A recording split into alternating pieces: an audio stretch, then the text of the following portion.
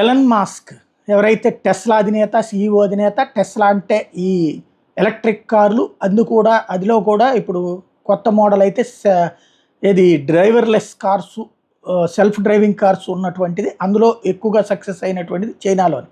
ఇప్పుడు దాన్ని బేస్ చేసుకుని అనేక కంపెనీలు అక్కడ వచ్చినాయి, దీన్ని తొక్కిపడేస్తున్నారు.